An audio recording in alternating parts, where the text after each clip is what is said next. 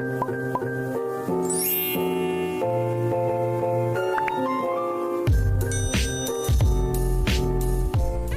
semuanya, perkenalkan saya Destri Simanjunta dengan NIM 2102020003 dari Prodi Manajemen Sumber Daya Perairan. Pada video kali ini saya akan membahas 10 model-model komunikasi. Model-model komunikasi yang pertama ada model stimulus reason. Model ini adalah model yang paling dasar dalam ilmu komunikasi. Model ini beranggapan bahwa kata-kata verbal, tanda-tanda non-verbal, gambar-gambar, dan tindakan akan merangsang orang lain untuk memberikan respon dengan cara tertentu. Yang kedua ada model Aristoteles yang merupakan model yang paling klasik dalam ilmu komunikasi atau model retorikal. Model ini membuat rumusan tentang model komunikasi pertama. Dalam buku retorika terdapat 3 unsur yaitu pembicara, pesan, dan pendengar. Yang ketiga ada model Laswell. Model ini menggambarkan komunikasi dalam ungkapan siapa, mengatakan apa, dan medium apa, kepada siapa, dan pengaruh apa. Laswell berpendapat komunikasi memiliki 3 fungsi yaitu sebagai pengawasan lingkungan, respon masyarakat terhadap lingkungan, dan warisan sosial. Yang keempat ada model Shannon and Weaver. Model ini mengandaikan sebuah sumber daya informasi yang menciptakan sebuah pesan dan mengirimnya dengan suatu saluran kepada penerima yang kemudian membuat pulang pesan tersebut.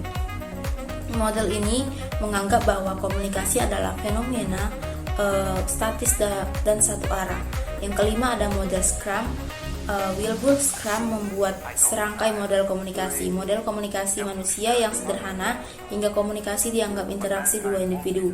Model yang kedua Scrum memperkenalkan gagasan bahwa kesamaan dalam bidang pengalaman sumber dan sasaranlah yang sebenarnya dikomunikasikan. Yang keenam ada model Newcomb. Theodore Newcomb melihat komunikasi dari pandangan sosial psikologi. Model ini juga dikenal dengan nama model ABX. Model ini menggambarkan bahwa seseorang mengirim informasi kepada orang lain tentang sesuatu. Yang ketujuh ada model Wesley dan McLean. Model ini membicarakan dua konteks komunikasi interpersonal dan massa. Interpersonal adalah umpan balik berlangsung secara cepat dan langsung, sedangkan di komunikasi massa umpan baliknya bersifat tidak langsung dan lambat. Yang ke-8 ada model Gardner. Model ini merupakan perluasan dari model komunikasi milik Laswell, terdiri dari model verbal dan model diagramatik. Model verbal adalah seseorang yang mempersepsikan dan bereaksi dalam situasi melalui suatu alat untuk menyediakan materi dan konteks yang mengandung isi. Sedangkan model diagramatik adalah seseorang yang mempersepsi kejadian dan mengirim beberapa pesan untuk pemancar yang akan mengirim sinyal kepada penerima.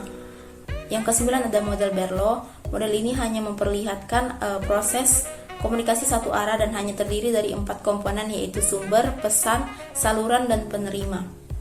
Model ini tidak ada umpan balik. Dan yang terakhir, yang ke-10 ada model De Fleur. Model ini merupakan model komunikasi massa dengan menyisipkan perangkat media massa dan perangkap umpan balik. Model ini menggambarkan sumber, pemancar, penerima, dan tujuan sebagai fase yang terpisah dalam proses komunikasi massa, serupa dengan fase-fase yang digambarkan Scrum. Demikian video yang bisa saya sampaikan. Apabila ada kesalahan, saya mohon maaf. Terima kasih.